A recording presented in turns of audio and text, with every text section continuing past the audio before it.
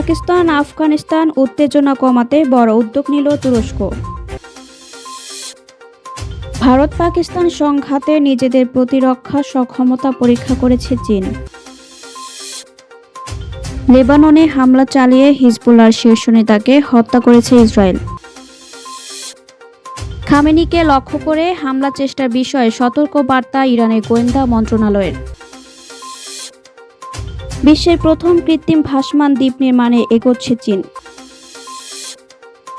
আরও দুটি মদের দোকান চালু করছে সৌদি। বড় পরিবর্তনের পথে সৌদি আরব। ভয়াবহ দাবানলে ইরান বিপর্যস্ত। হিরকানিয়ান অরণ্য পড়ছে চোখের সামনে। মালয়েশিয়ার বাংলাদেশি সহ মোট 124 জন অবৈধ প্রবাসীকে আটক। আবুধাবিতে রাশিয়ার সঙ্গে শান্তি আলোচনায় যুক্তরাষ্ট্র। নিজস্ব প্রযুক্তি ব্যালিস্টিক মিসাইলের পরীক্ষা চলাচল পাকিস্তান। নিরাপত্তা শঙ্কায় তৃতীয়বার ভারত সফর বাতিল করলেন নেতানিয়াহু।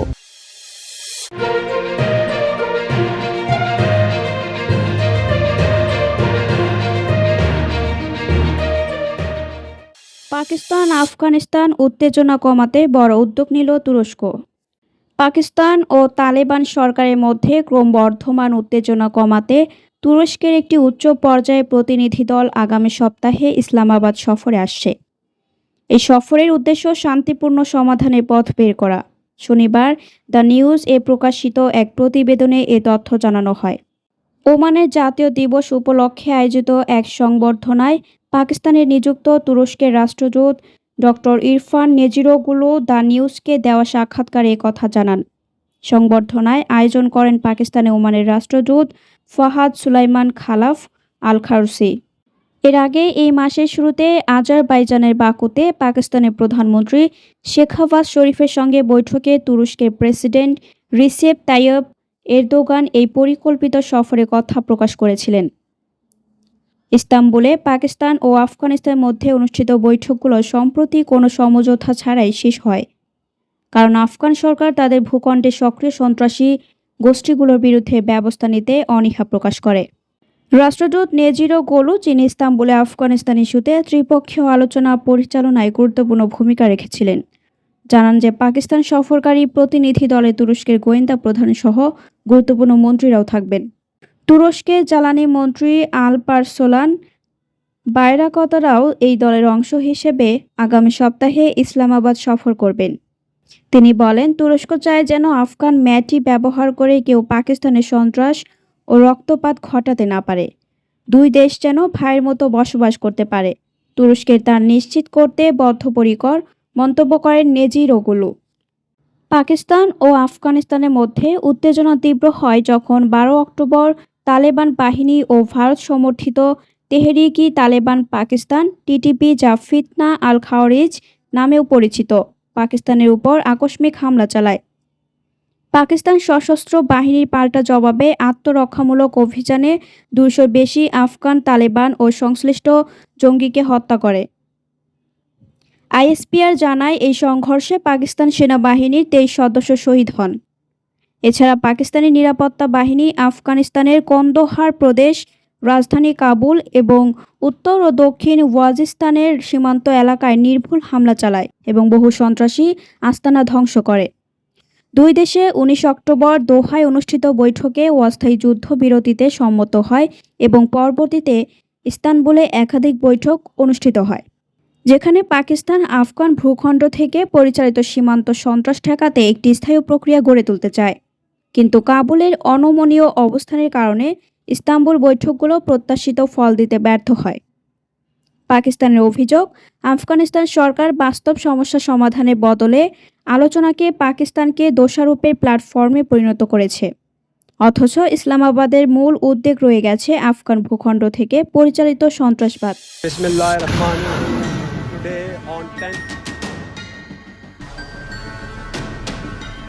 ভারত পাকিস্তান সংঘাতে নিজেদের প্রতিরক্ষা সক্ষমতা পরীক্ষা করেছে চীন।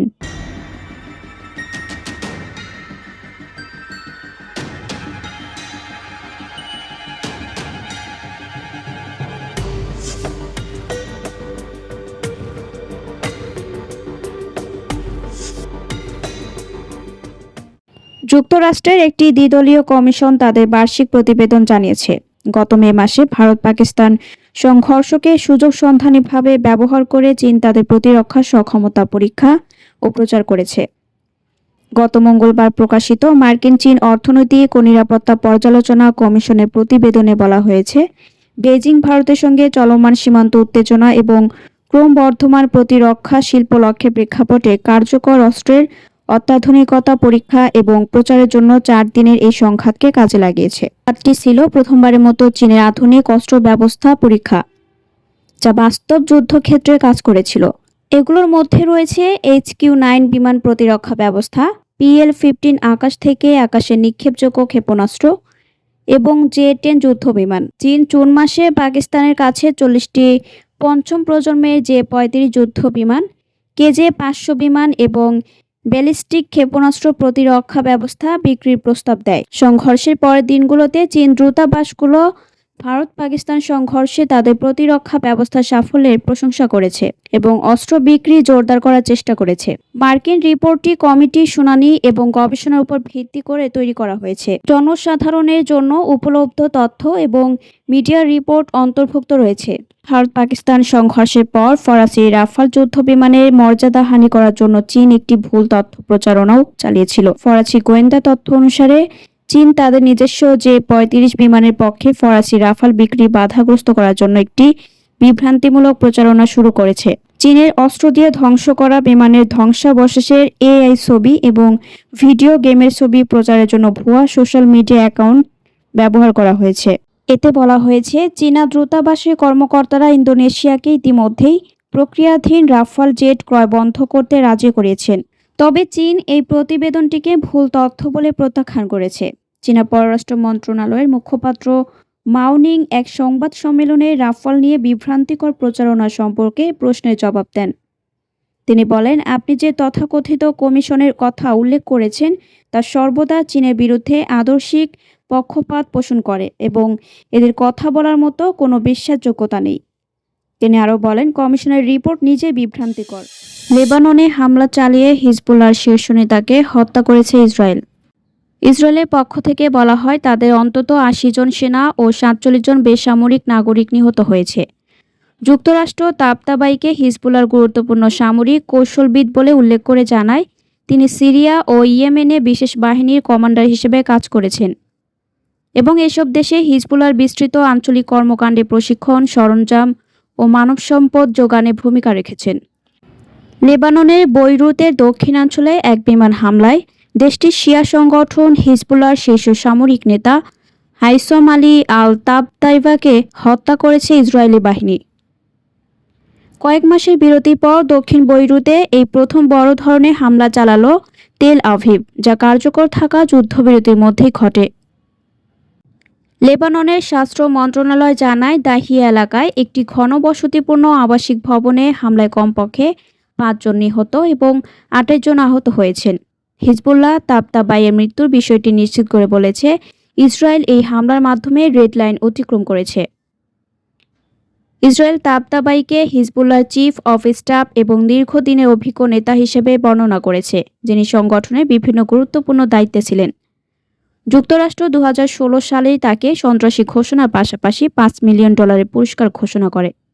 হামলার পর এক বিবৃতিতে ইসরায়েলের প্রধানমন্ত্রী বেঞ্জামিন নেতানিয়াহু বলেন, আমার নেতৃত্বে ইসরায়েল হিজবুল্লাহকে কোনোভাবেই শক্তি পুনর্গঠনের সুযোগ দেবে না। তিনি লেবানন সরকারকে হিজবুল্লাহ নিরস্ত্রীকরণের অঙ্গীকার পূরণের আহ্বান জানান।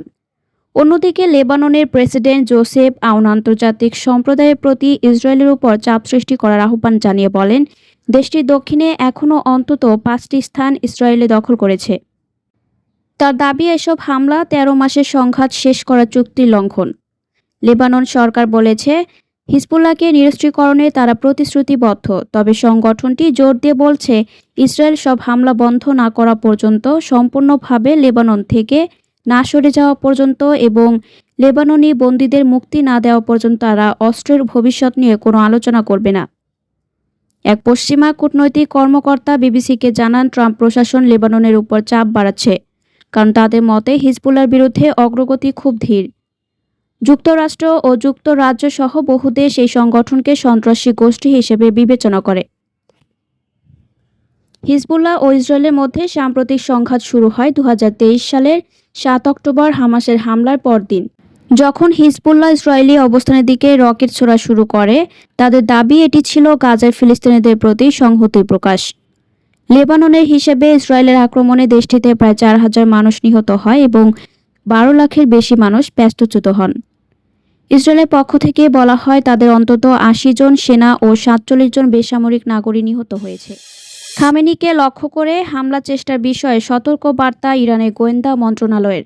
ইরানের গোয়েন্দা মন্ত্রণালয় সতর্ক করে দিয়েছে, যুক্তরাষ্ট্র ও ইসরায়েল সহ বিদেশি শত্রুরা সর্বোচ্চ নেতা আয়াতুল্লাহ আলী খামেনিকে লক্ষ্যবস্তুতে পরিণত করতে এবং ইসলামী প্রজাতন্ত্রকে অস্থিতিশীল করতে পারে।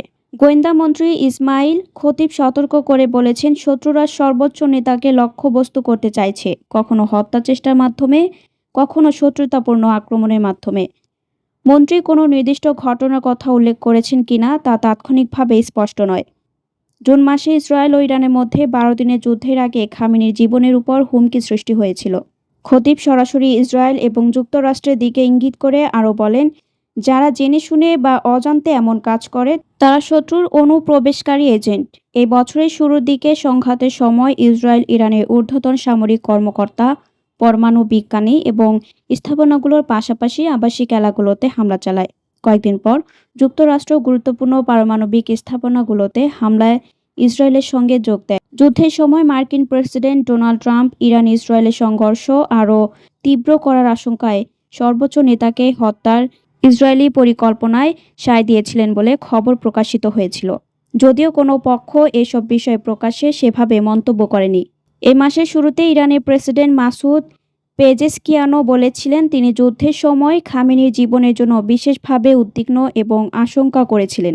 জুলাই মাসে খামেনি জানিয়েছিলেন, যুদ্ধের সময় ইসরায়েলের আক্রমণের উদ্দেশ্য ছিল ইসলামী প্রজাতন্ত্রকে দুর্বল করা, অস্থিরতা বপন করা এবং ব্যবস্থা উৎখাত করার জন্য মানুষকে রাস্তায় নামানো। বিশ্বের প্রথম কৃত্রিম ভাসমান দ্বীপ নির্মাণে এগোচ্ছে চীন। চীন বিশ্বের প্রথম বিশেষ ধরনের কৃত্রিম ভাসমান দ্বীপ নির্মাণের ঘোষণা দিয়েছে, যার ওজন নির্ধারণ করা হয়েছে প্রায় 78,000 টন। দেশটির বিজ্ঞানীরা দাবি করছেন, অত্যাধুনিক প্রযুক্তিতে তৈরি এই ভাসমান কাঠামো এতটাই শক্তিশালী হবে যে এটি পারমাণবিক বিস্ফোরণের শক ওয়েভ পর্যন্ত সহ্য করতে সক্ষম। 2028 সালের মধ্যেই এর নির্মাণ কাজ সম্পন্ন হওয়ার সম্ভাবনা রয়েছে। বিজ্ঞানীরা জানিয়েছেন, দ্বীপটির অবকাঠামো ব্যবহার করা হয়েছে উন্নত মানের মেটামেটেরিয়াল স্যান্ডউইচ প্যানেল, যা পারমাণবিক বিস্ফোরণের ধাক্কা সহ্য করতে সক্ষম। একই সঙ্গে 6 থেকে 9 মিটার উচ্চতার ঢেউ এবং ক্যাটেগরি 17 পর্যন্ত প্রবল ঝড় মোকাবিলায় ক্ষমতা থাকবে এই কৃত্রিম দ্বীপের। সাংহাই জিয়াংটং বিশ্ববিদ্যালয়ের অধ্যাপক ইয়াং ডেকিংয়ের নেতৃত্বে একটি গবেষক দল deep sea all weather resident floating research facility নামে এই প্রকল্প বাস্তবায়নের কাজ করছে। তাদের মতে এই ভাসমান প্ল্যাটফর্ম গভীর সমুদ্র গবেষণা, পরিবেশ ও আবহাওয়া পর্যবেক্ষণ, নতুন প্রযুক্তি পরীক্ষা সহ বিভিন্ন বৈজ্ঞানিক গবেষণায় ব্যবহার করা হবে। প্রকল্পের আরেক নেতৃত্বদানকারী গবেষক লিন ঝংকিন জানিয়েছেন, 2028 সালের মধ্যে সম্পূর্ণ নির্মাণ কাজ শেষ করার লক্ষ্য নিয়ে তারা এগোচ্ছেন। প্রকাশিত তথ্যে বলা হয়েছে, কৃত্রিম এই দ্বীপের দৈর্ঘ্য হবে প্রায় 138 মিটার এবং প্রস্থ 85 মিটার, যা দেশটির বৃহত্তম বিমান বাহিনী রণতরীর আকারের সমান। এর ওজন নির্ধারিত হয়েছে প্রায় 78,000 টন। সমুদ্র পৃষ্ঠ থেকে মূল ডেকের উচ্চতা হবে 45 মিটার। এছাড়া 238 জন মানুষ 4 মাস ধরে কোনো বাহ্যিক রসদ ছাড়াই এখানে অবস্থান করতে পারবেন। যদিও চীন এটিকে বেসামরিক বৈজ্ঞানিক গবেষণা প্ল্যাটফর্ম হিসেবে উল্লেখ করেছে, তবুও নকশায় স্পষ্ট করা হয়েছে এই কাঠামো পারমাণবিক আঘাতের সবচেয়ে ভয়াবহ পরিস্থিতিও সহ্য করতে সক্ষম। ফলে এটিকে কৌশলগত দিক থেকেও অত্যন্ত গুরুত্ববহ হিসেবে বিবেচনা করা হচ্ছে। আরও 2টি মদের দোকান চালু করছে সৌদি। বড় পরিবর্তনের পথে সৌদি আরব। মধ্যপ্রাচ্যের দেশ সৌদি আরব আরও 2টি মদের দোকান চালু করার পরিকল্পনা করছে। এর মধ্যে একটি দোকান দেশটির রাষ্ট্রায়ত্ত তেল কোম্পানি আরামকোর বিদেশি ও অমুসলিম কর্মীদের জন্য চালু করা হবে। সৌদি সরকারের নতুন মদের দোকান চালুর পরিকল্পনা সম্পর্কে অবহিত একাধিক সূত্র এই তথ্য জানিয়েছে বলে খবর দিয়েছে ফরাসি বার্তা সংস্থা এএফপি। সৌদি আরবের পূর্বাঞ্চলীয় রাজ্য দাহরান এবং জেদ্দা শহরে কূটনীতিকদের জন্য নতুন দোকান চালুর এই প্রস্তুতি দেশটির ডি ফ্যাক্টো শাসক যুবরাজ মোহাম্মদ বিন সালমানের উদ্যোগে চলমান ভিশন 2030 বাস্তবায়নে আরেকটি মাইলফলক হিসেবে দেখা হচ্ছে। গত বছর রাজধানী রিয়াদে অমুসলিম কূটনীতিকদের জন্য একটি মদের দোকান চালু করে সৌদি আরব। ৭৩ বছর আগে মদের দোকান চালুর উপর নিষেধাজ্ঞা আরোপের পর দেশটিতে এটি ছিল প্রথম দোকান। ব্রিটিশ বার্তা সংস্থা রয়টার্সকে ৩টি সূত্রের একটি বলেছে, তেহরানে মদের নতুন দোকানটি আরামকোর অমুসলিম কর্মীদের জন্য চালু করা হবে। সৌদি কর্তৃপক্ষ তাদের এই পরিকল্পনার বিষয়ে অবহিত করেছে বলেও জানিয়েছে ওই সূত্র। অন্য দুটি সূত্র বলেছে, জেদ্দা শহরে অমুসলিম কূটনীতিকদের জন্য তৃতীয় একটি মদের দোকান চালুর কাজও চলমান রয়েছে। শহরটিতে অনেক দূতাবাসের কনসালরা রয়েছেন। দুটি দোকানই 2026 সালে চালু করার কথা রয়েছে। যদিও ঠিক কমে নাগাদ এই দুই মদের দোকান চালু করা হবে সে বিষয়ে সুনির্দিষ্ট করে কোনো সময়সীমা ঘোষণা করেনি সৌদি কর্তৃপক্ষ। ওই দুই শহরে নতুন মদের দোকান চালুর বিষয়ে দেশটির সরকারের গণমাধ্যম অফিস কোনো মন্তব্য করেনি। এছাড়া আরামকো এ বিষয়ে মন্তব্য করতে অস্বীকৃতি জানিয়েছে। রিয়াদের কূটনৈতিক এলাকার একটি ভবনে বুজ বাংকার নামে পরিচিত দোকানটি চালুর পর আনুষ্ঠানিকভাবে নিয়মকানুন পরিবর্তনের কোনো ঘোষণা দেওয়া হয়নি। দুটি সূত্র বলেছে, সম্প্রতি রিয়াদের দোকানের গ্রাহক তালিকায় সৌদির অমুসলিম প্রিমিয়াম রেসিডেন্সিধারীদের অন্তর্ভুক্ত করা হয়েছে। দেশটির এই প্রিমিয়াম রেসিডেন্সি উদ্যোক্তা, বড় বিনিয়োগকারী ও বিশেষ দক্ষতা সম্পন্ন ব্যক্তিদের দেওয়া হয়। রিয়াদের দোকানটি চালুর আগে কেবল কূটনৈতিক মেইল, কালোবাজার কিংবা ঘরে তৈরি মদ পাওয়া যেত। কুয়েত ছাড়া উপসাগরীয় অঞ্চলের অন্যান্য সব দেশে সীমিত আকারে মদ পাওয়া যায়। ভয়াবহ দাবানলে ইরান বিপর্যস্ত, হিরকানিয়ান অরণ্য পড়ছে চোখের সামনে। গত কয়েকদিন ধরে ব্যাপক খরায় পড়ছে ইরান। এই পরিস্থিতির মধ্যেই ইরানের মাজানদারান প্রদেশে দেখা দিয়েছে দাবানল। গত 7 দিনেরও বেশি সময় ধরে পড়ছে মাজানদারানের হিরকানিয়ান অরণ্য ও তার আশেপাশের অঞ্চল। এই হিরকানিয়ান অরণ্যটিকে জাতিসংঘের ইউনেস্কো কর্তৃক ঘোষিত বিশ্ব ঐতিহ্যের অংশ। ফায়ার সার্ভিস এই স্থানীয় লোকজন গতকাল রোববার এফপিকে জানিয়েছেন, গত এক সপ্তাহের চেষ্টায় আগুনের 80% নিয়ন্ত্রণে আনা সম্ভব হয়েছে। ইরানের ফায়ার সার্ভিসের কর্মকর্তারা আরও জানিয়েছেন, হিরকানিয়ান অরণ্যের এই আগুনের উৎপত্তি প্রাকৃতিকভাবে নয়, বরং মানবসৃষ্ট কারণে হয়েছে। কাস্পিয়ান সাগরের ইরান অংশে তটরেখা তার সংলগ্ন পাহাড়ি অঞ্চল জুড়ে বিস্তৃত এই হিরকানিয়ান অরণ্য। জাতিসংঘের শিক্ষা, বিজ্ঞান ও সংস্কৃতি প্রসার সংক্রান্ত অঙ্গসংস্থা ইউনেস্কোর তথ্য অনুসারে এই অরণ্যের বয়স কমপক্ষে 2.5 থেকে 5 কোটি বছর এবং এটি বর্তমানে বিশ্বের সবচেয়ে বেশি প্রাণবৈচিত্র্যে ভরপুর অরণ্যগুলোর মধ্যে একটি। দুষ্প্রাপ্য এশীয় চিতা, পার্সিয়ান চিতাবাঘ সহ বহু ধরনের স্তন্যপায়ী প্রাণী ও পাখির আবাসস্থল হিরকানিয়ান। এই জঙ্গলে এমন কিছু গাছের প্রজাতি রয়েছে যা বিশ্বের আর কোথাও নেই। এটি বিশ্বের সবচেয়ে পুরনো অরণ্যগুলোর মধ্যেও একটি। দাবানল এখনও লোকালয়ে ছড়িয়ে পড়ার খবর পাওয়া যায়নি। এতে কোনো ব্যক্তির নিহত বা আহত হওয়ার সংবাদ এ পর্যন্ত আসেনি। জঙ্গলের কী পরিমাণ ক্ষতি হয়েছে তা আগুন সম্পূর্ণ নিয়ন্ত্রণে আসার আগ পর্যন্ত বলা সম্ভব নয় বলে জানিয়েছেন মাজানদারান প্রাদেশিক সরকার। তবে যুক্তরাষ্ট্রের মহাকাশ গবেষণা সংস্থা নাসা স্যাটেলাইট থেকে প্রাপ্ত ইমেজের বরাত দিয়ে জানিয়েছে, ইতিমধ্যে হিরকানিয়া জঙ্গলে প্রায় 1500 একর ভূমি পুড়ে গেছে। এদিকে ইরানের রাষ্ট্রায়ত্ত বার্তা সংস্থা ইরান জানিয়েছে, রোববার দক্ষিণ পশ্চিম ইরানের জোলফা শহরে সংলগ্ন অরণ্যেও দাবানল শুরু হয়েছে। এমন এক সময় এই দাবানল দেখা দিল ইরানে, যখন তীব্র খরায় বিপর্যস্ত হয়ে যাচ্ছে রাজধানী তেহরান সহ বিভিন্ন গ্রাম শহর। রাজধানী তেহরানে রেশনের ভিত্তিতে পানি সরবরাহ করা হচ্ছে। সরকারি কর্মকর্তারা জানিয়েছেন, গত 60 বছরে ইরানে এত দীর্ঘস্থায়ী ও ব্যাপক খরা দেখা দেয়নি। মালয়েশিয়ার বাংলাদেশি সহ মোট 124 জন অবৈধ প্রবাসীকে আটক। মালয়েশিয়ার রাজধানী কুয়ালালামপুরের একটি শপিং সেন্টারে অভিযান পরিচালনা করে বাংলাদেশি সহ মোট 124 জন অবৈধ প্রবাসীকে আটক করেছে ইমিগ্রেশন বিভাগ। সোমবার 24 নভেম্বর দুপুর 12টা থেকে 1:45 পর্যন্ত এই বিশেষ অভিযান চালানো হয়। অভিযানে সহযোগিতা করে Malaysia company commission, SSM, Kuala Lumpur ভোক্তা বিষয়ক মন্ত্রণালয়, কেপিডিএনকেএল এবং কুয়ালালামপুর সিটি হল ডিবিকেএল। কুয়ালালামপুর ইমিগ্রেশন পরিচালক ওয়ান মোহাম্মদ সাউপি ওয়ান ইউসুফ জানান, অভিযানে মোট 205 জনকে তল্লাশি করা হয়। এর মধ্যে 20 থেকে 59 বছর বয়সী পাকিস্তান, বাংলাদেশ, মিয়ানমার, ভারত, ইন্দোনেশিয়া ও থাইল্যান্ডের 124 জন অবৈধ প্রবাসীকে আটক করা হয়েছে। তবে এর মধ্যে কতজন বাংলাদেশি রয়েছেন তা জানা যায়নি।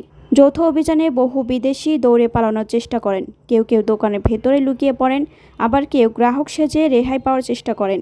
অভিযানের সময় জরুরি সিঁড়ি ও লিফট ব্যবহার করে পালাতে যাওয়ার কয়েকজন বিদেশিকে নজরে আনে কর্তৃপক্ষ।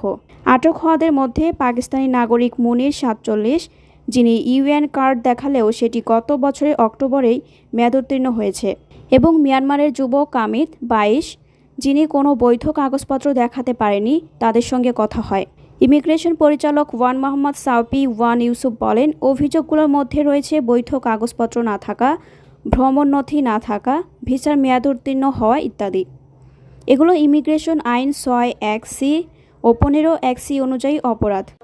অভিযানে ডিবিকেএল 6টি কমাউন্ট এবং লাইসেন্স ছাড়া ব্যবসা পরিচালনা ও বিদেশি শ্রমিক রাখার দায়ে একটি দোকান বন্ধের নোটিশ দেয়। আটক বিদেশিদের জিজ্ঞাসাবাদের জন্য জালানদুতা অবস্থিত কুয়ালালামপুর ইমিগ্রেশন অফিসে নিয়ে যাওয়া হয়েছে। আবুধাবিতে রাশিয়ার সঙ্গে শান্তি আলোচনায় যুক্তরাষ্ট্র।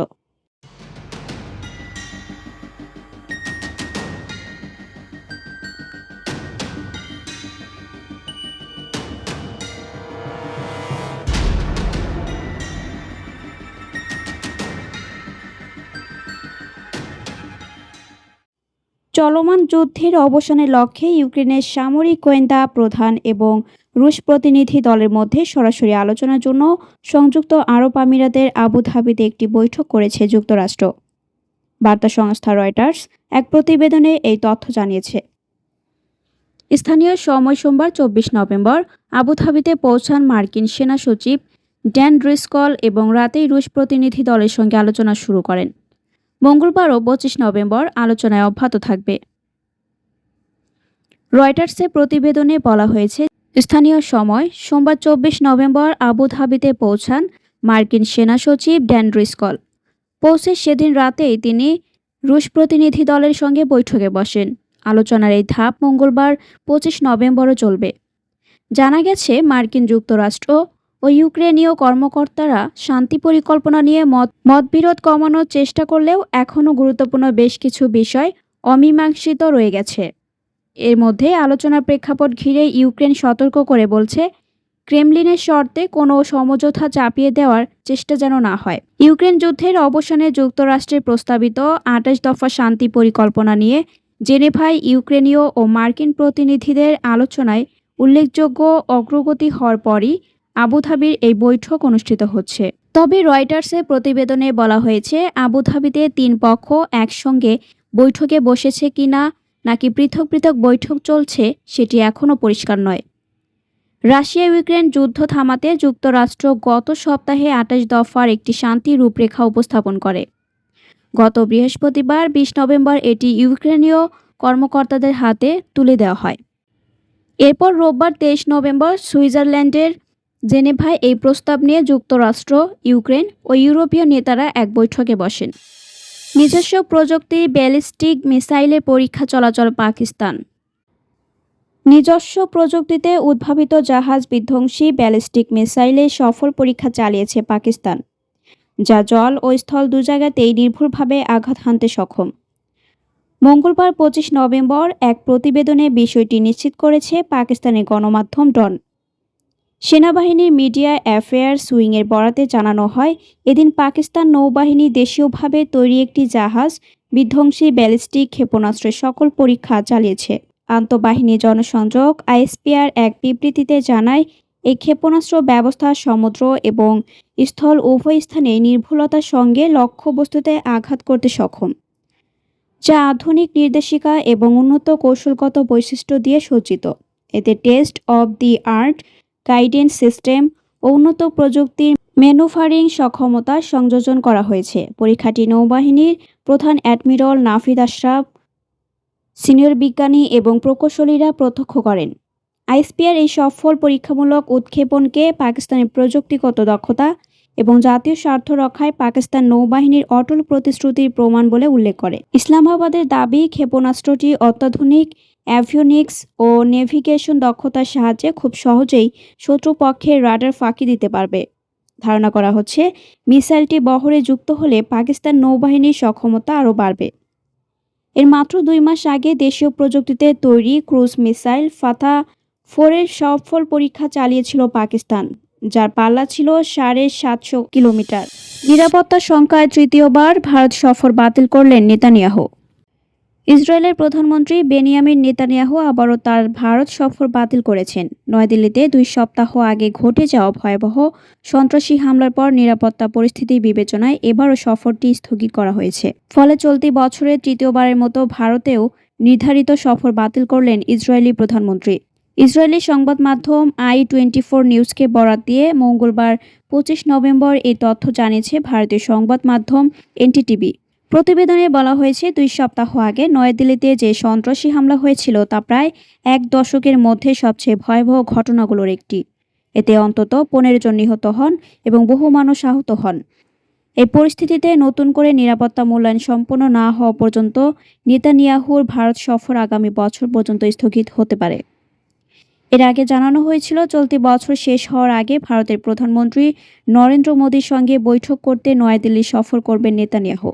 তবে এ বছরই তৃতীয়বারের মতো ভারতের সফরসূচি বাতিল করলেন ইসরায়েলের এই প্রধানমন্ত্রী। এর আগে গত ৯ সেপ্টেম্বর একদিনের সফরে ভারতে আসার কথা থাকলেও পরে তা স্থগিত করেন নেতানিয়াহু।